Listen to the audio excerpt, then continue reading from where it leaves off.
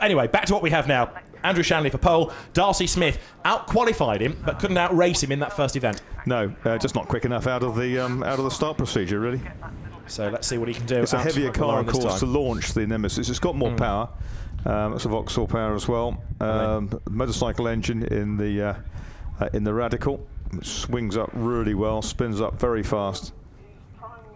Guy Parr on the second row, with alongside him Norman Lackford. There you can see working its way up to the grid, Steve Putt's distinctive Mazda RX-7. Oh, the rotary rocket. Absolutely, and that's a great car to have on this grid, just to emphasise the variety, because you don't want too many of these sports prototypes running away with it. So you've got the Mazda, you've got the Seat, you've got BMW, you've got Honda Civic, you've got the Marlin at the back of the grid, so there's going to be some good scraps there towards the rear of the field. Toyota MR2, you can see there, the bewinged MR2 making its way onto the grid now. Gary Michael's car, so the grid is complete. 1 or 2 holes, I'm afraid, after dramas for some of the drivers in the earlier race. 10 minutes plus 1 lap, and the grid is now just about formed.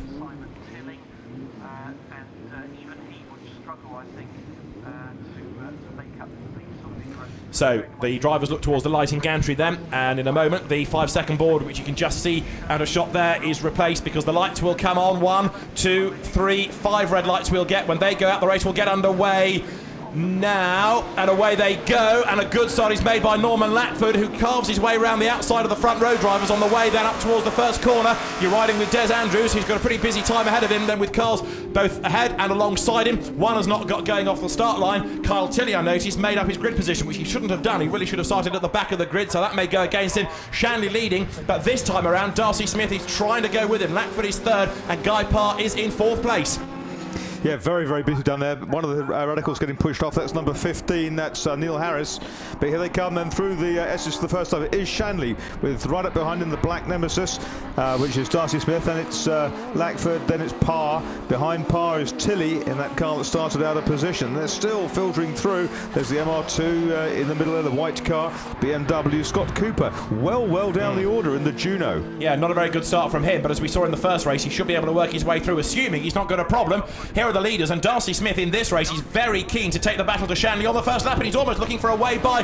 Coming out of Bobby's now, down towards Camp Corner. He's in the wheel tracks, he's on the inside line. Is there just about room? Yes, there is, but Shanley able to cover the line. Guy Parr doing likewise against Lackford for 3rd place. Shanley this time is really having to work hard to keep this lead. That's right, the better balanced Radical on the cold tyres. Once the tyres come in on the Nemesis, it should be equally well balanced. It's got more power. Up it comes, and it's just a little touch. There's something coming out from outside. Might just be wheel arches on the tyres actually, but it looked like it might have been bottoming through there over Avon Rise. Through the camera, there's Lackford, Parr, Tilley. Then we've got the white car of Josh Smith. There's one of the Caterhams, that's Keith Dunn's car. Into the S's they come, down the gearbox, hammer it out, get out as clean as you can through that long double right at Old Paddock, and down towards Tower. And Scott Cooper, you were talking about on the first lap, he's in the pit lane, so he has got a problem, I'm afraid, with the Junos. The leaders work their way for the second time towards Tower. Des Andrews, 11th at the moment. You're riding with him then, and it's a very busy life inside the cockpit of this car as he accelerates towards Tower. Around this circuit, it's work all the time. Now the lead gap is opening up, isn't it? I think now Shanley has just got the measure of Darcy Smith, so the Radical is leading the way at the moment. The Nemesis second, and look at this great battle going on for 3rd place, because Norman Lackford, just as in race 1, is under massive pressure. Guy Parr is behind him, then Kyle Tilley, and as they turn their way for the corner now and sprint their way off towards the right-hander, the first corner at Folly, you saw just joining in for the pit lane, number 15, the orange car of Neil Harris that stalled on the grid but has joined a lap down. Leaders up towards Quarry Corner, gap between the top 2, half a second at the start of this lap, and there Tilley under pressure, Josh Smith right up behind him. So these 2 young guns running together as they turn their way out of the corner. Both of them went well in the first race, and behind them, 7th, Alte John Alley, and there was contact. Parr versus Lackford. Parr went for the inside, Lackford turned in. Yeah, 6 of one, half a dozen of the other. What do you think? Oh, I don't know. I think there'll be debates later on, shall we say. Well, Parr comes off worse, below Parr now, I'm afraid, isn't he? Because he's not yet got going, and the leaders are back together again. Darcy Smith is not giving up in this race. Shanley leading the way. But as they turn their way now up towards the completion of the lap, Darcy Smith is doing his best to stay right on the tail, and there is Parr recovering, but I'm afraid his Nemesis now way back. Yeah, unfortunately, that's of course where he took Simon Tilling out in a GT race last year, at that very place. So as the race leaders come through, Guy Parr is going to tumble his way down the order. There is Shanley, leading now by 7/10. He's just creeping away, isn't he, from the Nemesis. Darcy Smith doing his best to stay on the back of Shanley. Yeah, Shanley was fantastic out of Bobby's. He actually was right out over the curbs, just absolutely foot to the boards in his attempts to lose the bigger engine car. And he's just, as you say, escaping gradually. There's Des Andrews, behind him Keith Dunn, the class-leading Caterham, and behind Keith Dunn's another of the Nemesis cars. I think that's the one of Philipson. We just had Norman Lackford in the pits, by the way, after damage because of his earlier clash. There up on the inside, place is indeed gained as through goes Child into the pit lane again. Second time, in fact, Scott Cooper comes down the pit lane, so he's really struggling. There is Des Andrews up into 8th spot now in the very distinctively shaped Mega Hot. Whoops, big spin there. Child gone round in 46. You're quite right. So Chris Child facing the wrong way and more places lost. He's going to be able to rejoin. He will do so again, way down the order, because up and past him has just gone Martin Phillipson's Radical. And behind him is the Jertona, number 41. That's Jeremy Irwin, a self-built car. Which is another good thing about this championship, because it allows the engineer and a driver to shine, doesn't it? Absolutely. So Jeremy Irwin, 15th at the start of the lap. He will have gained 1 place because of Norman Lackford in the pits. He'll gain another place because of the spin for Child. There is Lackford. But he'll lose one because Guy Parr's right behind him. Indeed so, trying to work his way back into the mix. Norman Lackford's team happy that there's no damage on that car, so he can rejoin. And that's Kyle Tilley coming down the pit lane. So the man that stalled on the green flag lap comes down the pit road. Lackford's car has got a gash in the side of it. On board with Andrews, making his way now up out of Quarry. He had a Radical before this car, so it was rather temperamental, but this has been absolutely super, he says. So he turns his way through the S's, using as much of the curb as he can there, and now speed building through Old Paddock. Yeah, very, very long double apex corner, turning as late as possible, just get the power on. It's the exit speed that's important. Blue flags waving in front of us for some battles down the field as the leader goes through, lapping, but we're riding still with Andrews. There is Andrew Shanley, our leader. He's pulled out quite a distance now from number 2, the black car. Nemesis flashes past the Honda. Here's the Nemesis, built up in the northeast by Peter Colby. And these two, over 9 seconds clear now of anybody else. Up into 3rd place has worked Josh Smith. You can see the dominance of the top 2. The gap is 1.7 seconds between them. Behind is David Vinsek in the Honda Civic there. Whoops, locking up, coming towards the chicane. There is Smith, and then in 4th spot behind him is Alte John Ali. Andrew Tidy is next up in 5th place.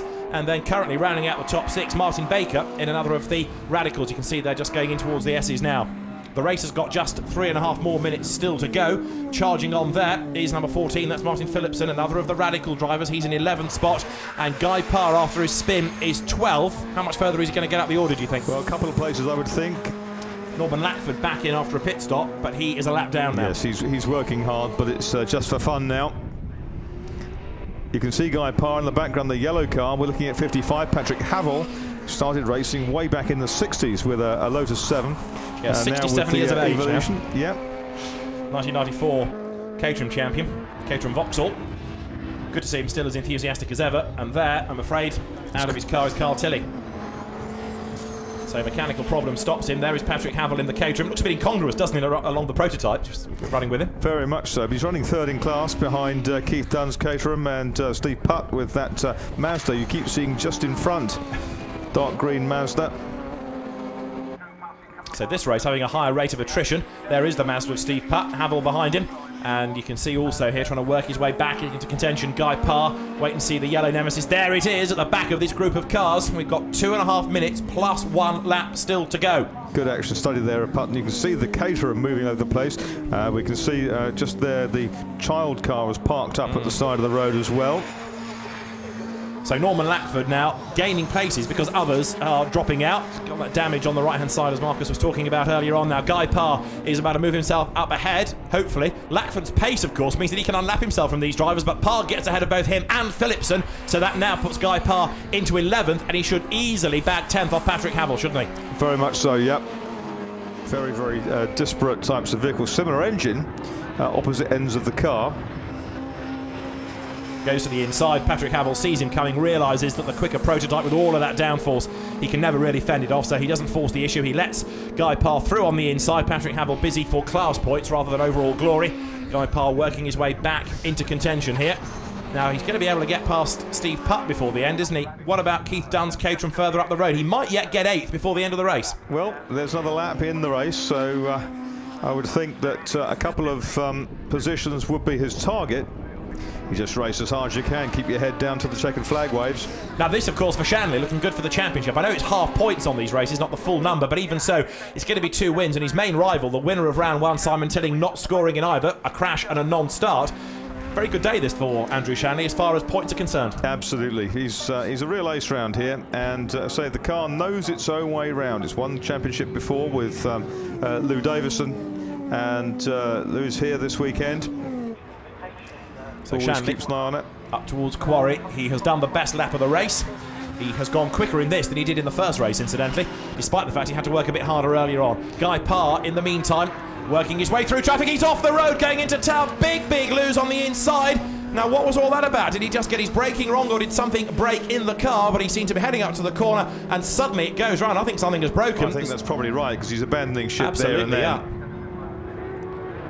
Now, is that a legacy of the contact we saw earlier on? Something might have broken. May well have been something in the suspension, tyre go down or something like that. But here's our race leader.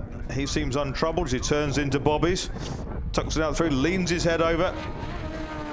3 seconds, 2 seconds, 1 second on the clock. So when the 10 minutes are up, the last lap board will go out. It's being readied now, so it's one more lap here for Andrew Shanley to do the double at Castle Combe today. Sprints out of the corner, out of camp. Last lap board is taken, and the last few laps he really has shaken off Darcy Smith. They were together early on, but now it's a rather dominant margin. He won race 1 by 12 seconds. It's not going to be as great this time. It's only 6, but even so, those two cars have distanced themselves. As in third spot, it is Josh Smith going over the timing line now, but here is Andrew Shanley. He's less than a lap away from another win. You say he's an ace around here. Just given us another illustration of why. Exactly. The car is so nicely poised. You can see it changes direction really well. This is the old Pro Sport, the second model of Radical. Slightly different to the latest PR6s, which have a totally central driving position and are supposedly twitchier, but this is just well sorted. The company created in the late 90s by Mick Hyde and Phil Abbott, who wanted a low-cost sports car to go racing. They couldn't find one, so they decided to build their own. Phil Abbott, the engineer, Mick Hyde, the marketing man. It was a great partnership, and also Radical and Andrew Shanley, a great partnership, because it's going to be another race-winning combination here at Castle Combe. Last corner, checkered flags are ready. Andrew Shanley does the double in the Sports and GT Championship. 2 wins out of the 2 races here today, and Andrew Shanley victorious. As over the line for second there is Darcy Smith. The gap between them, 6.8 seconds. It was 12 at the end of the first race, so not quite as dominant a win, but even so, a win is a win. The points are there, and for fastest lap for Shanley, dominant display. For third place over the line is Josh Smith, and still they come pouring home with fourth, gained away of Altejan Ali, but we've had a very lively race all the way through.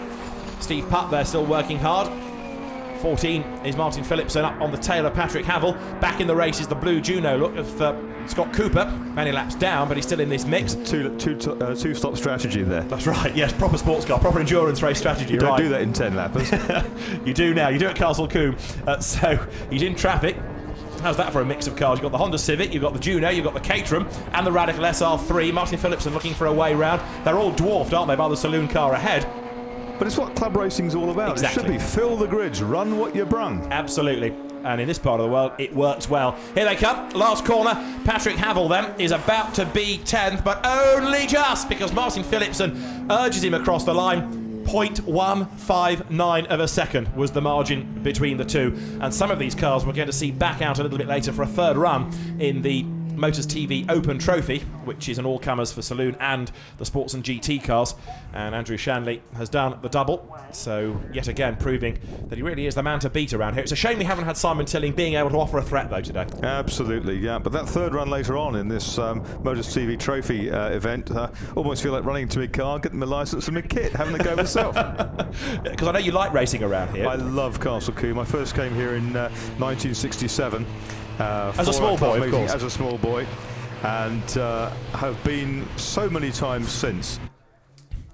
And let's just look at Guy Parr here, Marcus. He comes up towards Tower, gets the braking area, it goes sideways, and it just goes off. Yeah. Something You didn't see wheels lock up particularly. You didn't see it do anything out of the ordinary. It wasn't even a violent change of direction. Just completely took him by surprise, though, and he went mowing. Exactly, and that is where he ends up, stuck on the lawn. Damage you can see on the side of the car from the earlier clash, and lots of grass in the scoop there at the bottom. It's not been Guy Parr's day, has it? No. So more of a handicap than a par now, I'm afraid, as we confirm the results. Andrew Shanley, a second win. Darcy Smith in second spot in the Nemesis, and then Josh Smith in third. Altair Ali fourth ahead of Andrew Tidy, and it is Martin Baker who rounds out the top six in our second Castle Combe Racing Club Sports and GT Championship race of the day. And there's more